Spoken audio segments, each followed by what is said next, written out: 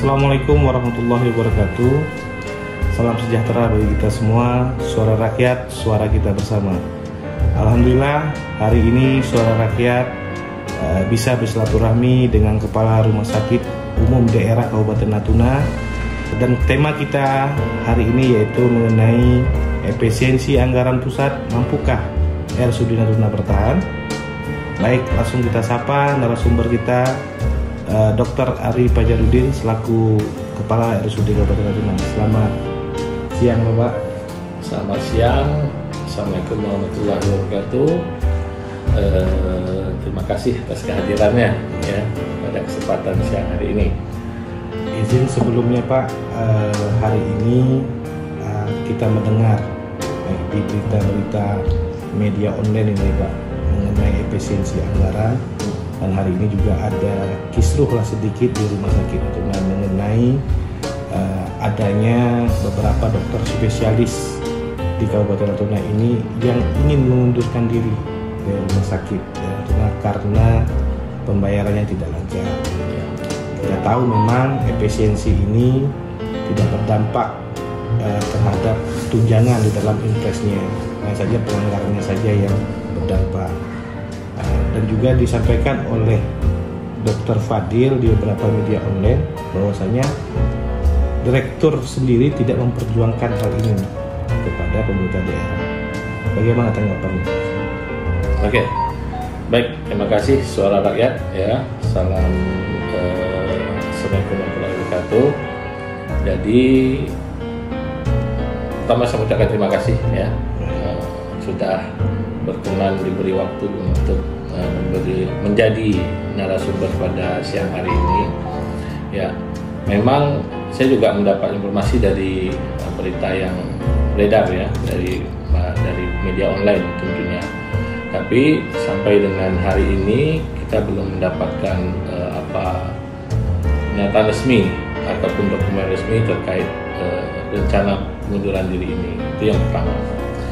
Kemudian yang kedua ya, masalah terkait isu ini kalau kita telusuri lebih jauh itu merupakan istilahnya masalah klasik ya, bukan hanya ada di saat sekarang ya, beberapa tahun belakang juga kita sepertinya sudah mendengar itu, dan data itu juga membuktikan bahwa memang lebih banyak dokter yang pergi daripada yang menetap untuk di Natuna, terutama dokter spesialis ya, tanpa menyampingkan profesi lain ya. Untuk rumah sakit itu sendiri memang pelayanannya adalah pelayanan spesialistik ya, pelayanan yang kita khususkan terkait pelayanan seperti penyakit dalam, kemudian bedah, optin dan sebagainya. Nah, kita tahu beberapa tahun ke belakang itu masalah klasik ini ya kan ada titik puncaknya. Mungkin saya bilang ini mungkin jadi titik puncak terhadap isu-isu yang beredar pada saat sekarang ini ya. Dengan TPP yang dulu saja orang tidak betah atau tidak mau pindah, sedangkan ini ada penurunan, kita bilangnya penurunan TPP. Tentu saja ini lebih malah menambah masalah yang sudah ada belakangan ini. Itu yang kedua. Terus yang ketiga terkait ini, saya sendiri ya, sebelum jadi direktur juga saya pernah berada posisi di ketua ID ya, ID. Ini pernah juga saya sampaikan ke pemerintah daerah melalui kajian ya. Kemarin itu kalau tidak salah di Musembang pernah saya sampaikan ke depannya potensi ini kalau kita tidak tanggapi ya, posisinya itu akan sama seperti saat ini gitu. Kemudian setelah saya direktur, tentu kewenangan saya agak lebih lebih luas tentunya. Kita bagian dari organisasi kesehatan itu sendiri berupaya kita memberitahulah siapa itu, baik itu pemerintah daerah melalui tim penganggaran, kemudian dinas kesehatan melalui kita buat dulu stafnya. Kenapa isunya harus memang penting kita buat ya, sehingga nanti kedepannya dokter-dokter spesialis itu mau datang ke Natuna ataupun yang sudah ada itu mau tetap bertahan di Natuna. Nah, setelah itu kajian itu kita buat, tentu kita sampaikan ya ke pihak yang mempunyai kewenangan untuk menentukan atau memutuskan kebijakan terkait TPP ini. Gitu. Nah, jadi kalau kita secara pemerintah daerah tentu kita ke Dinas Kesehatan, kemudian kita ke Bapeda, kemudian juga kita sounding kemanapun yang bisa membantu kita terkait masalah di dokter spesialis ini, seperti itu. Tapi yang disampaikan itu mungkin saya koreksi, kalau untuk perjuangan untuk TPP ini saya rasa kami tidak diam saja. Untuk direksi RSUD Natuna kita bergerak untuk tentunya memberikan win-win solution lah, baik itu dari dokter spesialis juga pemerintah daerah. Yang terakhir tentu adalah isu terkait penurunan ini tidak terlepas dari efisiensi yang dilakukan oleh pemerintah pusat. Kita sadar bahwa kewenangan kita di kabupaten tentu banyak dipengaruhi oleh pusat ya. Salah satu yang transferan dari DBH atau DAO. Nah, ini juga lah yang menjadi masalah, sehingga mungkin harapan yang disampaikan ataupun aspirasi yang disampaikan oleh dokter spesialis itu belum bisa dipenuhi pemerintah daerah untuk tahun ini. Sedikit Pak, juga kita ketahui bahwasanya kemarin dari pihak bagian keuangan menyampaikan bahwa ketergantungan pemerintah daerah Natuna sendiri itu terhadap transport pusat itu sangat tinggi, hingga sampai mencapai 95%. Nah, sedangkan tunjangan penghasilan pegawai itu berharap dari APBD sendiri. Ya. Kita tahu di RSUD ini ada namanya jasa pelayanan atau JP. Ya. JP ini itu tergantung juga terhadap APBD atau tidak sebenarnya secara tupoksi. Ya. Kalau untuk RSUD Natuna sekarang ini BLU istilahnya, ya, Badan Layanan Umum. Nah, jadi BLU itu sendiri mempunyai sumber pendapatan dari pelayanan yang sudah diberikan kepada masyarakat. Nah, selama ini memang kita sudah UHC, ya, UHC itu Universal Health Cover, sehingga pelayanan kesehatan itu jadi jaminan BPJS Kesehatan. Nah, setelah kita melakukan pelayanan kesehatan, tentu itu akan dibayarkan BPJS Kesehatan ke RSUD Natuna langsung. Nah, inilah yang jadi sumber kita untuk memberikan jasa pelayanan kepada pegawai di RSUD Natuna. Berarti semua yang didapatkan termasuk pegawai negeri juga? Ya, masuk yang memberikan pelayanan di RSUD Natuna. Berarti bukan hanya saja dokter spesialis yang dari ASN, tetapi dokter spesialis yang di luar non ASN juga dapat? Iya, dapat, berdasarkan pelayanan yang diberikan. Itu biasanya didapatkan dari pihak rumah sakit yang dikucurkan BUD itu berapa nilainya secara garis besar? Kalau secara garis besar itu per bulan itu kita dapat kurang lebih sekitar 2M. 2M.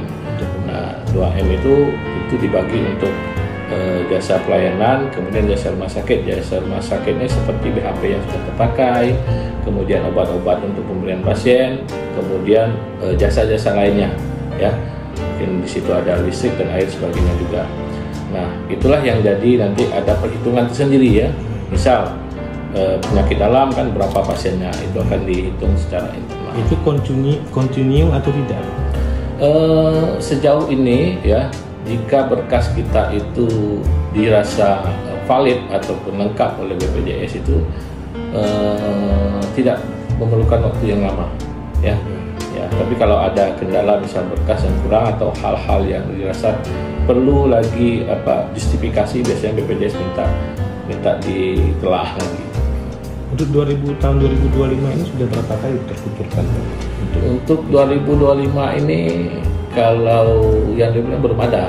Jadi yang terakhir itu untuk 2024. Yang baru terkucurkan. Ya. 2025 ini untuk JP-nya sendiri belum ada. Jadi belum terverifikasi BPJS nih? Iya, belum selesai lah kalau kita bilang belum selesai. Jadi yang selesai itu 2024, yang kita bayarkan di tahun 2025. Hari ini kan rumah sakit mau tidak mau di saat tunjangan penghasilannya itu belum disalurkan oleh pemerintah daerah, pastinya pelayanannya juga harus maksimal pada masyarakat. Lalu langkah apa sih Pak di saat anggaran kita minim, para nakes Bapak belum dibayar oleh pemerintah, tapi pelayanannya harus maksimal. Ya. Lalu apa sih langkah Bapak selaku direktur Ya, kalau untuk ekstra supaya nakes-nakesnya tetap happy? Ya, kalau lihat kondisinya emang cukup berat ya. Ibaratnya kita harus tersenyum bagaimanapun kondisinya ya, kalau bahasanya kayak gitu. Tapi memang harapannya tentu dengan adanya efisiensi ini tidak menurunkan kinerja karyawan SDM Tuna, dia tetap memberikan pelayanan maksimal yang bisa dilakukan. Caranya tentu ya, yang pertama tadi kita karena kita ada anggaran tadi BUD tadi, kita maksimalkan itu. Seandainya kita komunikasikan dengan BPJS yang sudah pelayanan sudah kita lakukan, yang belum terbayarkan itu kita upayakan bisa segera diselesaikan BPJS. Itu salah satunya. Kenapa? Nah, inilah salah satu juga tambahan bagi kawan-kawan yang sudah melakukan pelayanan di rumah sakit itu. Yang kedua ya, ini menyambut bulan suci Ramadan ini juga ya, kemarin juga kita berupaya menyiapkan makan berbuka dan makan sahur bagi petugas yang jaga.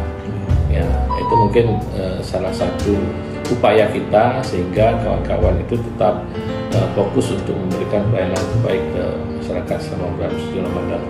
Yang ketiga tentunya kita tetap berkoordinasi dengan pemerintah daerah ya.